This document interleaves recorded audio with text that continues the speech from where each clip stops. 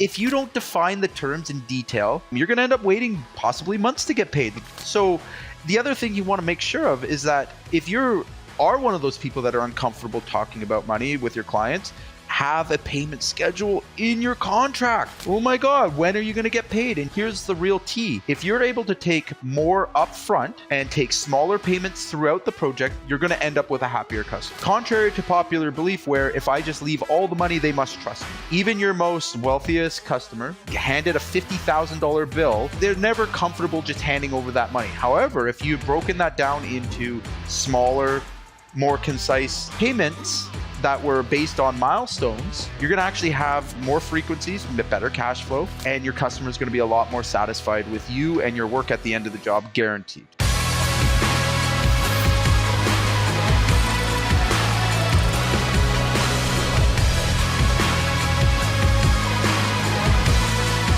Welcome back to the Contractor AI podcast, where we help contractors, builders, and service pros take control of their business and achieve the success they deserve. I'm your host, Johnny V, and today we're diving into a topic that impacts every contractor and client relationship: home service contracts. We'll be discussing the most common pitfalls that lead to headaches, misunderstandings, and even the loss of revenue, and how you can avoid them. So whether you're a seasoned contractor or just getting started, stick around, because this episode could save you thousands of dollars and a whole lot of stress. Here we are today, Jay, and I know you have a lot to dig in on this one. We were talking about it earlier. Let's hear what you have, a couple of points to make here. Yeah, so let's just kind of get started off by saying, we know contracts are the necessary evil, right? As contractors, I much rather have you have a contract than a taillight contract. You've got to make sure, that we have them in place and that they're written in a way that protects us. All right. So What I want to go through today is just like the common pitfalls we see when it comes to home service contracts, and really a way to avoid them. Right. All right. Yeah, 100%. So let's roll. Pitfall number one, the granddaddy of them all: a vague or incomplete scope of work. Yeah, I see this quite frequently. I've been a culprit of it myself in the past, but it's probably the number one issue when it comes to contracts, right? And it's what contracts are facing. And I think a lot of contractors get estimates confused with scope of work. An estimate is not written in a way that a client is going to understand it. And the worst thing is you get halfway through a job and now, the customer's like wondering if this is included or that's included, and your contract's not clear enough to really figure that out for them, or that they can clearly point to it, or that you can keep them on track. And I see this all the time, and it almost always leads to an unhappy client, right?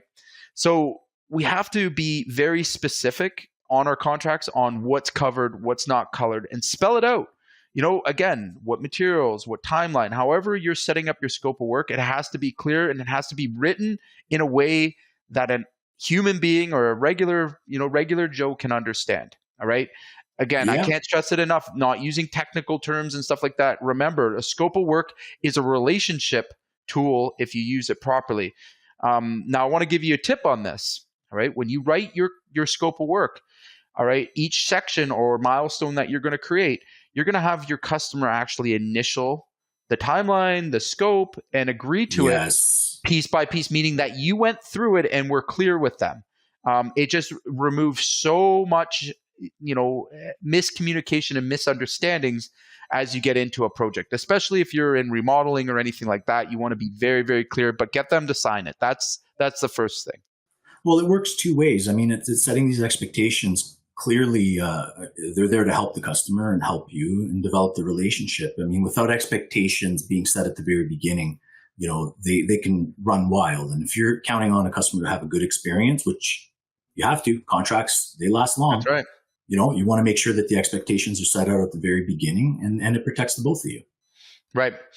So it does something else. And my pitfall number two, payment terms. I'm listening. Payment terms not clearly defined. So payment terms not clearly defined. Like nothing really sours a project faster than disputes over money, right? And I see this happen like day in and day out, where we leave our contracts. Maybe it's that we don't like to ask for money, but we leave them open ended, like payment upon completion. What does that even mean? Completion of the entire project, or is it like completion of a specific phase? Yeah, you're right. You're right. If you don't define the terms in detail, you're going to end up waiting possibly months to get paid.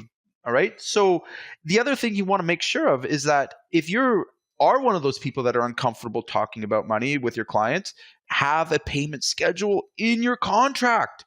Oh my God, when are you going to get paid? And here's the real tea.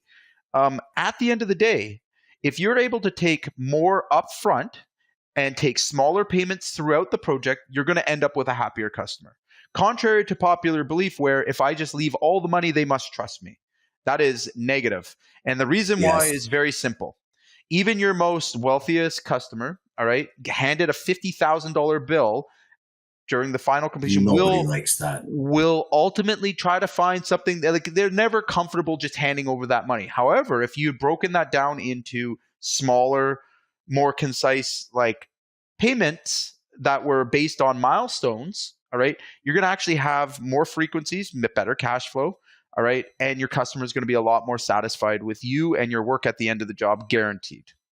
Yeah, I think another thing really to consider there, I mean, if you're afraid to ask money, you don't have your terms laid out and you're waiting till the end of the job to collect, you're running out of budget. Your back's up against the wall. You're not going to be able to give your customer a good experience.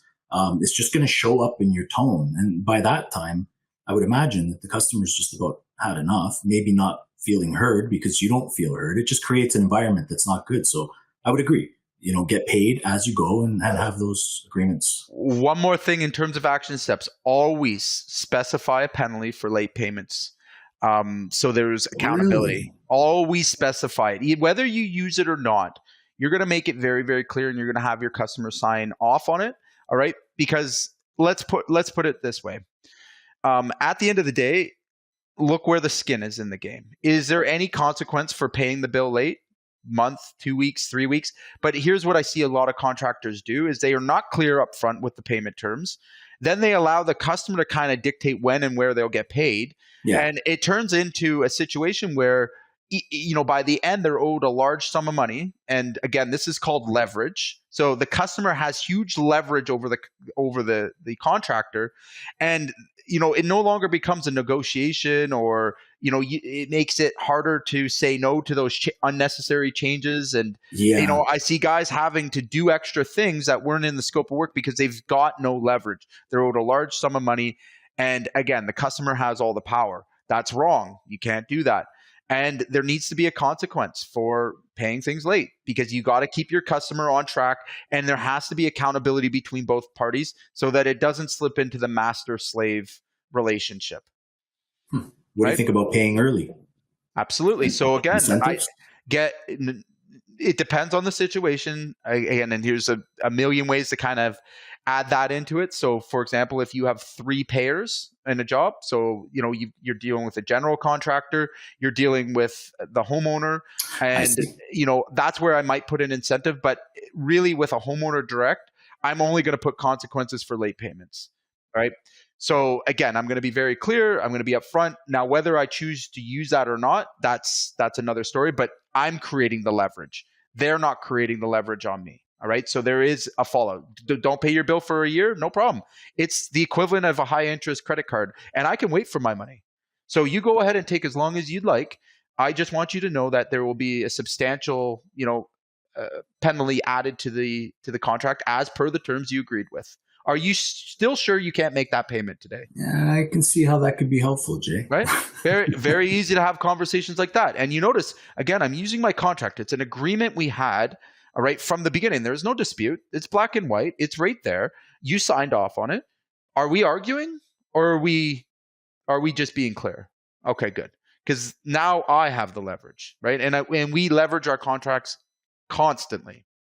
Okay? What else we got? Yeah. Well, leading right into this, no contingency plan for delays. Another big one, again, like I said, let's Yeah. be real here. Things happen, right? Weather delays, material shortages, client indecisions. And if you don't plan for these, you'll find yourself missing deadlines and losing trust with the clients, losing a whole bunch of money Oh as yeah, well. I walk Right? into that every day. I'm in the finishes. I'm right at the end. So Absolutely. we see it, the damage of the relationships, And and you not could having. be absorbing Yeah. somebody else's mistakes. Like there's a whole bunch of things, especially again in that three-party payment structure. And you want to make sure that whoever you are working for direct and who holds your contract, that there is no leverage and there's a plan for contingencies. That's So right. meaning if my project is delayed as a result of you, the weather, whatever, okay, that you're going to be picking this up. And here's my action tip, or my tip for everyone out there. Have a force majeure clause in your contract that covers for unexpected delays beyond your control. And then a section for change orders, okay, that accounts for the client's requests that might shift the timeline. So here's another one. If a client I stops a like that job one. and thinks about a change work order, but doesn't want to proceed, whose fault is that? Who's paying for that? Talk about covering every angle. Right. Like we've all seen it. We've all been in Yeah. it. Well, again, I'm not going to allow my time to be wasted. And if I have to demobilize, there's going to be fees. There's going to be 100%. right. If my project was obstructed by another trade, all right, and I wasn't able to perform my work through no fault of my own, damn right someone's going to pay for that. Now, again, sometimes I use it, sometimes I don't. I'll Yep. give you a good example, right? The builders, honestly worked with us, and we had some ups and downs, but he made up for it in other ways. Yeah, no problem. Now, on the other end, where a homeowner refuses to pay or says that it took too long or no problem, Mr. Homeowner. I just want to bring up these facts, though. All right, delay, delay, delay. And here's your bill, by the way, because we agreed to it up front that my time was $165 per hour. So I have about $25,000 worth of change orders. Now, if we were to ever see a judge, heaven forbid that ever happen.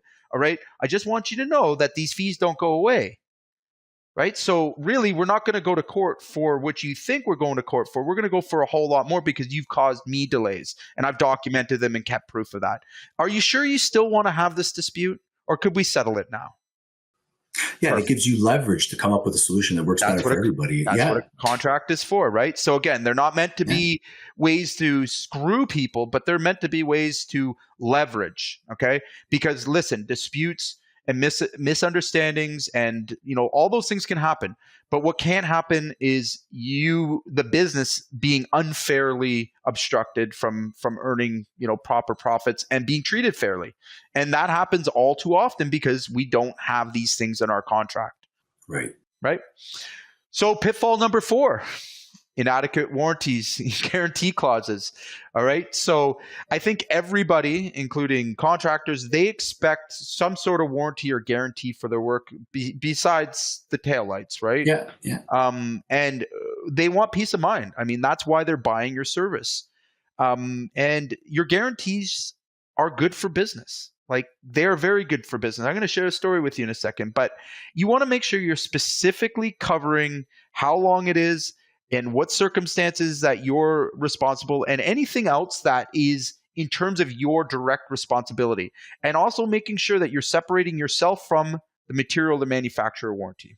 Okay. Ooh, yes. So again, being very clear, because if you're not, in the court's eyes, you could be on the hook for a material manufacturer defect. If you weren't clear about that, you're still just as liable, right? When you go to court, they sue everybody. They don't just sue one person. So I want to share a quick story with you. We got a call 2 days ago from a client we did a roof for 18 years ago. Okay. Wow. 18 years ago. And a very obvious manufacturer defect, that shingle had delaminated, and Okay. they were blowing off in pieces. I was very quickly able to pull back my contracts with him, and he and I had agreed that we would put an extended manufacturer's warranty in place. It was actually a 5-star warranty, which is through Certainteed, and thank God that he did. All right. Now, When I told him this, he had totally forgotten about all of the warranties and everything else, didn't have any Really? paperwork left. And I said, Mr. Customer, I just want you to know that this is 100% covered. I've already contacted the manufacturer. They're going to be replacing the roof. When would you like that work done? He just about he came through the phone and kissed me on my cheek.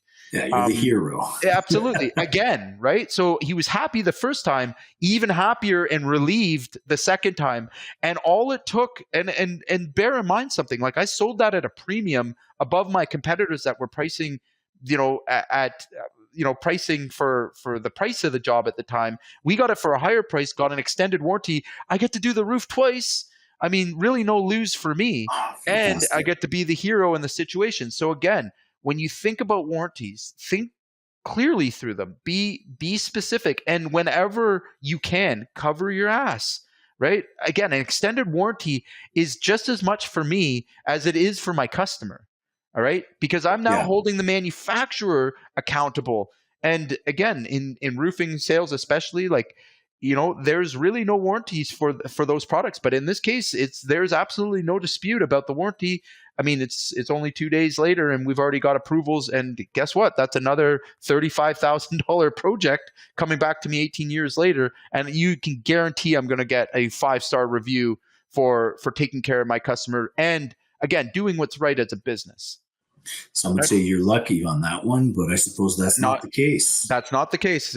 Almost all my work was covered under extended warranties for shingles. Almost all my jobs were. And it was because I wasn't pricing for price, right? I was pricing for value. And the value there is the extended warranty. We know shingles fail. So, I mean, again, in that situation, nothing feels better and is more congruent with our brand than absolutely no questions asked, we're replacing the roof. Yeah, I'd like to talk to you a bit more about that extended warranty thing later, but I think you have a couple more points to. I have one more. Don't you? Yeah. And this one's the granddaddy, I think. And again, for guys that have lived through this experience, this might hit some pain for you. Not including a termination clause. So. Ooh, I like this one. This one's often overlooked. I've never termination clause. About that. Yeah. What happens when a client wants to back out, or worse, if you need to terminate a contract because the client's impossible to work with? Without a termination clause, you're flying on liability. And again, I want to really bring this one home in terms of understanding, where leverage comes from, right? So you get into a contract with a client that's maybe not paying their bills. All right, not paying the milestones, has held back money, and all of a sudden, you may or may not be aware of that. You don't have a termination clause. Guess who has to finish the contract? You do legally, yes. Right. And we've heard all kinds of stories like that, right? Yep. Or even better, maybe you're working for a general contractor that hasn't paid you on a number of other projects. All right, all of a sudden, this is the only one with a lien that you have, and because you can't exit that job. All right. And you have no termination clause for past non-payments. All right. You're now stuck and liable for it. Yeah. So if he has to hire somebody else to come and finish your work, even though he didn't pay you, all right, guess who's on the hook? Legally liable for it. You are. Right. And how bad does that feel? Not that I know from personal experience about this. I do. It's very painful. All right. But again, think about these situations. I want a termination clause that's very, very elaborate in terms of what and how I can get out of things. So again, I can leave a project at any point, that I have a single problem that I've brought up. So non-payments, slow payments, I can terminate. If they're 1 day late with their payment, I can terminate. All right. And if I have to demobilize, if I have to, move off site, I can terminate. I can decide not to go back to a job if I already see it's getting out of hand. And this is especially true when you're working for generals. I've been to those jobs where you just know right off the bat, oh my God, we don't want none of this stuff. We know we're going to get slow payments. You know what I'm talking about. Oh yeah. You just go in these jobs and you're like, what have I gotten myself into? And right there on that point, I'm going to do my first milestone. I'm going to wait till they don't pay me, and I'm going to be so grateful they didn't pay me because I'm going to terminate the contract. And guess what? Here's a little tip for you. In your termination clause, outline the conditions for either party to walk away. All right? What financial repercussions will there be? And this could mean a cancellation for the client, refunding of parts or deposits, or non-refunding, I should say. if you're terminating or they're terminating, and clarify that this won't prevent bad blood down the road. Okay, so I'll give you a very good example of this. We recently had a client that had inherited a large farm. Okay, and he was kind of quick, jumped on the gun, gave us a $15K deposit for material. We ordered the material. Called us in an absolute panic, that he had then been assessed the back tax for the farm, and realized that he could not afford the farm. In fact, the taxes were a bit larger than what the farm was actually worth. Wow. The back taxes on this farm. So he was actually upside down on the property, and we had to tell him ever so gently and politely that not only was he out his deposit, but he was also into us for the full 20% of our whole contract value before he even started. Why? Because my job is to protect the company. All right. We ordered the material. We set the schedules. We were ready to execute on our contract. Again, who's liable? Who's responsible? Now, in that situation, I did treat it a little bit differently. We kept the material deposit, rightfully so. All right. Again, the material was ordered, sitting in our warehouse, ready to go. We did keep that, but we didn't hit him with the 20% margin. I should have. All right. And I was legally, and he knew, and he called me and he knew we were aware of it. We negotiated. All right. And no bad blood was spilled. Right. It was clear in the contract. In fact, he used our contract clauses to ask us for, a break on it. And that was the terms we came to. Again, am I wrong or am I right? How many times have you been in that situation where you're not clear? All right. Especially when it comes to termination. The worst thing is you terminate a contract without those clauses, and now they come back after you for whoever they had to finish that job.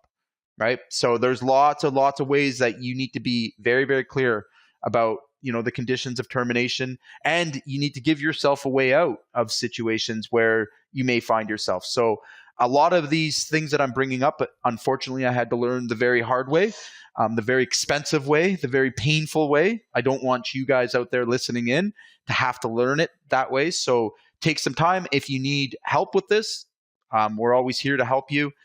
Book a call with us. We'll see what we can do, at least send you in the right direction in terms of getting these things straight and clear. But I can't stress it enough. If you want to be a contractor, you better have a good contract. And if you found value in this, please feel free to share, like, subscribe, follow, and find out. Stay up to date with all the things that contractors like you are leveling up their business.